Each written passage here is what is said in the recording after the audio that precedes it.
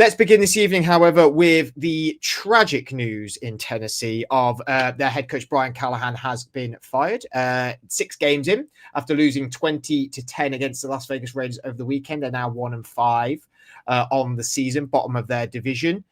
Adam, I mean, 31st in offense, 31st passing offense, 30th in rushing offense, 27th best defense. It's been very poor this last 2 years from Brian Callahan. I wouldn't say it was probably the first one that we thought was going to happen, but it was definitely on the cards.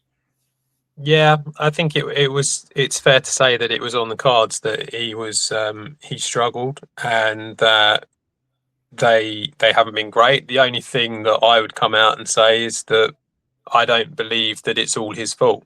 I think it's a poor organisation making poor decisions again, which is, it's becoming a bit of a common theme for me to say every week that we do this show. They've not been a poor organisation for, when they had Vrabel, they were very highly, people thought high of them as an organisation. It's only since. So why did they get rid of him? Well, yeah, that decision. So that's a poor organisation decision. It's not like a Jets or a Panthers or like or Browns, which are just notoriously bad. They sacked someone that was good, brought him in, and then it fell apart, right? I think they're very, very happy to fire people very quickly, and that's the ownership. That's I'm not talking about those general managers as well. General managers out there have been fired incredibly quickly. Again, it feels like Brian Callahan has been fired incredibly quickly. I would come out and say, who on this team do you want? Like, who do you want at the Giants? Who do you want at the Steelers? Because there ain't many that I want at the Packers. Can I with that before Andrew answers that question, because when you talk about this roster, that is something that I went and took a look, because I was thinking, well, they're a bit devoid of talent. They're not been good. He had an awful season in 2024 as well, in terms of they were 3-14. Obviously got that number 1 draft pick to be able to draft Cam Ward. And then I looked at their roster and was like, hang on a minute, let's hold the phone a minute here. A lot of these guys are draft picks of recent time. They've invested money in people like L'Jarius Sneed, Calvin Ridley, Tony Pollard. They've changed a lot of their roster. They brought them guys in. Yeah, you might not say, oh, they're guys I definitely want on my team. But it's not like they've not got out the checkbook. It's not like they've been aggressive within the trade market and within the drafting as well. So to sort of add fuel to the fire of Andrew's response to this, I suppose. Do you want Dan Moore back? But they spent money. Everyone knew that. I know they've spent money, but that doesn't mean they've spent it on good players. That just means they've spent money. But L'Jarius Sneed, good players, Seb Joseph Day, Calvin Ridley. They've invested huge amounts of draft picks in the O-line. They've put their new head coach in Brian Callahan, who became new head coach in 2024 after being the Bengals OC. I do feel like they set him up with a fairly okay team to kick on to his career. And yes, the quarterback, Will Levis, that obviously didn't work. Not the right decision with that. And then they brought in Cam Ward. We've talked a lot on this podcast about development of quarterbacks this season, and the quarterbacks that we thought were poor and now been fantastic, like Sam Darnold, Baker Mayfield. And we do have to give Cam Ward time. I do believe that. But I don't think you can say this squad is devoid of talent. No, it's always had a decent defense as well, hasn't it? The defense has always been good. And when you look at the likes of what Cohen's doing at the Jags and what Canales is doing at the Panthers, like they've had the same sort of like time period as what Callahan's had, and managed to turn it round and look like better organizations. This is just looking really bad every week. It's not looking good, is it? Like there's teams like the Saints, when you watch them play at the weekend, they look like they're playing hard and playing, some good football, but not getting the results because they're not quite good enough. You look at like the Giants, if you want to put them in there. All these teams, they're playing hard. They're not winning games, but when you see them out there, you see them putting their effort in and trying. The Titans just look awful, and that's got to come from the head coach. I think your biggest thing with this, Adam, is obviously the Cam Ward situation in terms of like you've got a new quarterback, and what precedent does this set? You know, new head coach comes in, doesn't want Cam Ward, isn't his style of quarterback, reset again at the quarterback position for the third time in 4 years, pretty much. I actually have a post from the post, a article in the New York Post. Apologies, I didn't get the person who wrote this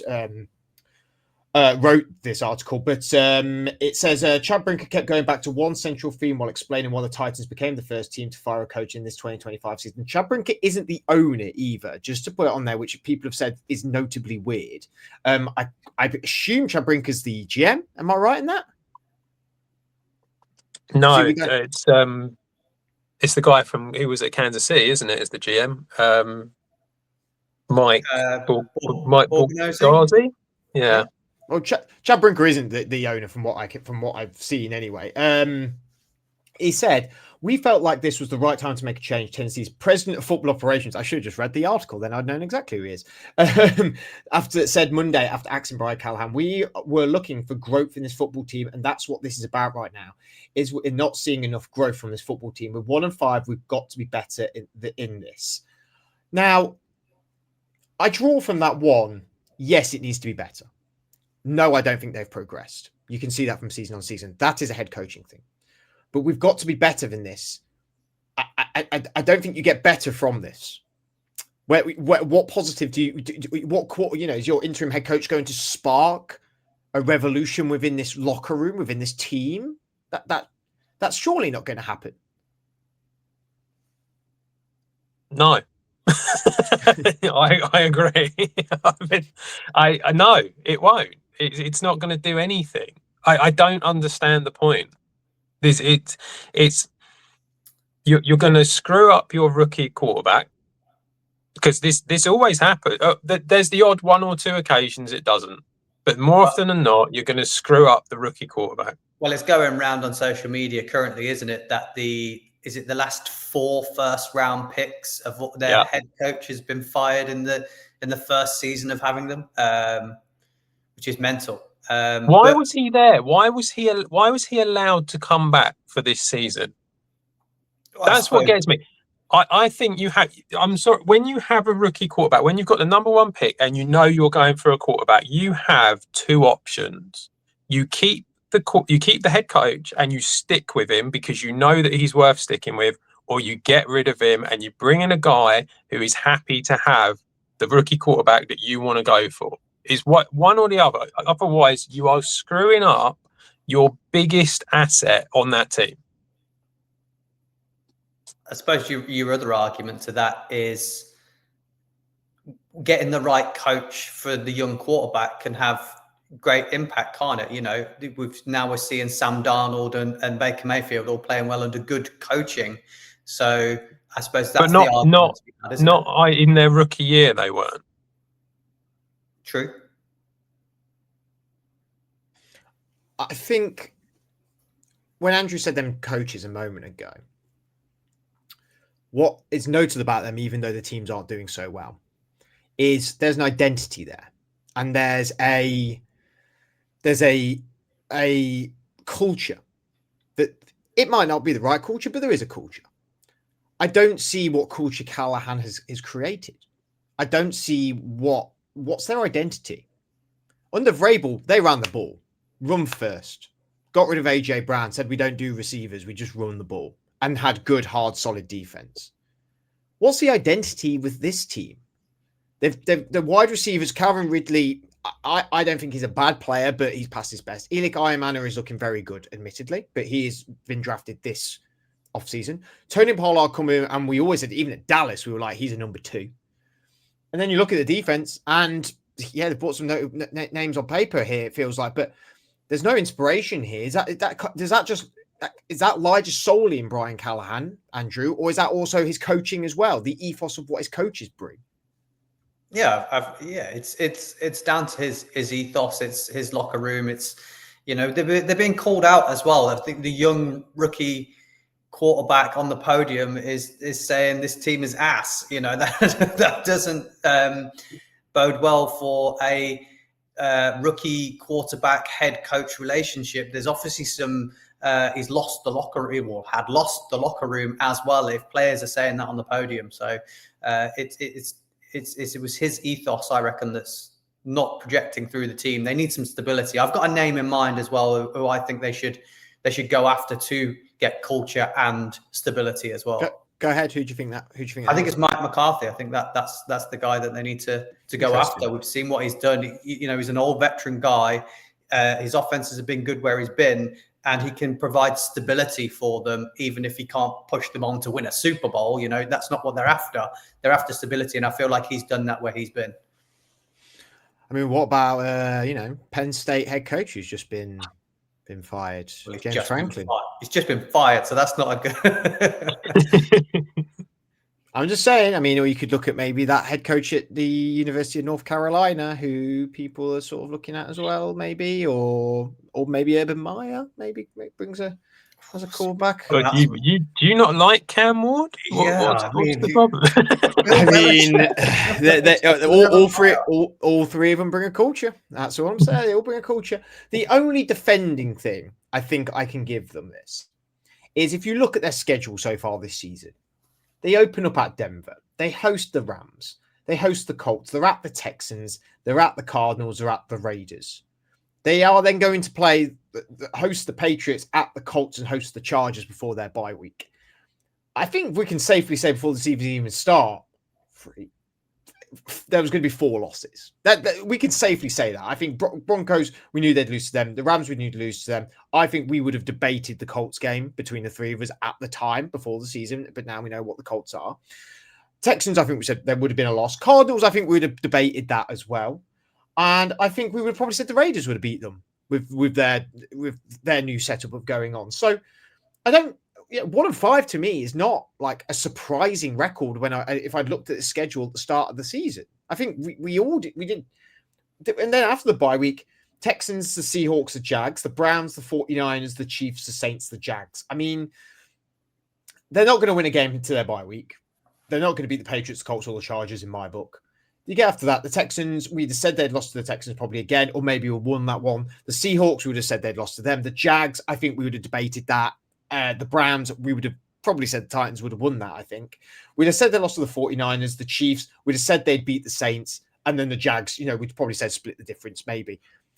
Even from that schedule and looking at the roster at the start of the season and everything like that, even with Cam Ward, this was never going to be a winning season. Like, I don't know who people... Am I being ridiculous in that notion, Adam? No, not at all.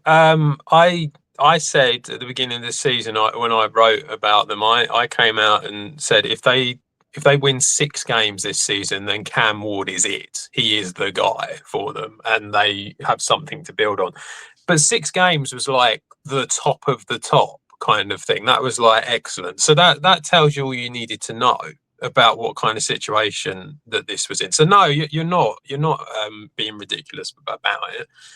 And I just think I don't see the point of firing the guy at week 6. That's the problem. That's where it doesn't make any sense whatsoever. You either get rid of him before you start and have a brand new start, or you got to stick with him. You got to go, this is the guy that we want, and we got to keep him. Now, okay, you might have a thing where there's a lack of culture. You might have this thing where it's just not, it feels like it's not working. But you can't keep changing. If you just keep on changing, it never works. We've seen it so many times with these organizations. They keep changing and they don't go anywhere. And also, as I said at the beginning, this isn't all on him. This is about the general managers as well. It's about you say they spent loads of money, but who have they spent it on? I don't want any of them. Who do you want? As I said at the beginning, who do you want? I'm sorry. When they signed L'Jarius Sneed, we said that was a. But do you want him on your team now? When you look at him this season, I admit. For the whole of this season, do you want him? But Sneed was a coup to get in. Look how amazing it was for the Chiefs. But it's that thing, isn't it? It's that same old story that you get where you have these you have these veterans who go for money to poor teams and it doesn't work. And it's almost like, not that they've given up, but it's like they're just not as good as what they were. And I just look at this roster, I sort of think, Jeffrey Simmons maybe Yeah. could do a job. I think he would be okay. He's playing well as well. Like, you know, Yeah, so I think he's got something about him. Possibly Cody Barton, I think you could argue has done okay. I don't want any of the rest of the defense. And then I think Peter Skoronski is a solid lineman. I think he's all right. And I mean, JC Latham should be better than what he's doing, but he was getting beaten like anything by Max Crosby. And it's just like, but to be fair, everyone gets beaten by Max Crosby. yeah, I know. You can't like, split it in for that one. But I just look at it and I go, you know, you yourself come out and go, Tony Pollard, we think he's a running back too. Well, you don't want him as your number one then. You know, this is the problem. I think the players that have been brought in and the players that have been drafted, and maybe you've got a mixture of young guys who need time, and then the older veterans. I think a lot of them have gone for a payday.